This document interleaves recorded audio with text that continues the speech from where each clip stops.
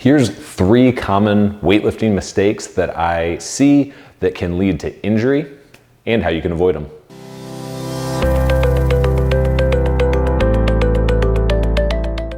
Hi, I'm Dr. Zach Ratliff at TruMotion Therapy here in Charlotte, North Carolina. I'm a sports chiropractor, and we specialize in the conservative management of musculoskeletal pain and injuries, meaning that our treatments do not entail the use of surgery, drugs, or long-term care plans. The first mistake that I often see relates to volume. Volume is the amount that you're lifting. It can be the weight that you're lifting, the amount of reps, or how often that you're training.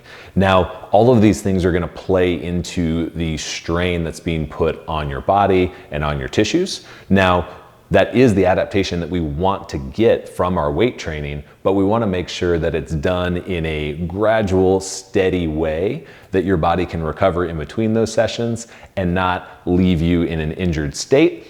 Oftentimes, this is where people fall into the trap of ego lifting or doing a little bit too much weight that maybe they can't keep great form, and then it causes some compensations or other muscles or joints to help out a little too much. The second mistake that I commonly see relates to the deadlift or the squat. In both of these movements, we need the core and low back to stay locked in a sense of stiffness and stability.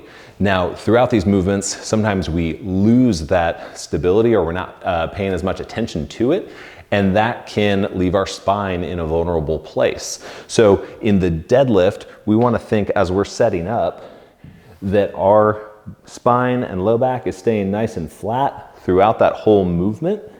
But sometimes what we'll see is that while people are doing it, they start off great and then they start to round their back a little bit. And that's compromising how locked in our core is, and it can leave your spine vulnerable to injuries. Now in the squat, it's usually at the bottom of the squat. As we sink down, everything looks great in the spine, and then we round that low back right at the bottom.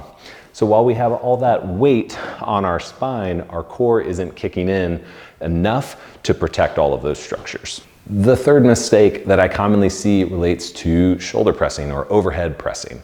And a lot of it revolves around that arm positioning. So when a lot of people are pressing, that arm is out in front of the body, and that's gonna put a little bit more stress on the front of that shoulder. So sometimes people feel a pinching sensation.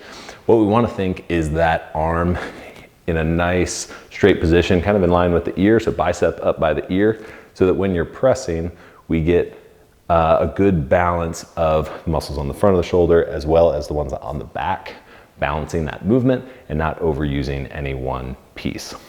The other part of this is with the dumbbell press specifically, when people press palm forward, sometimes they will also get a pinching sensation.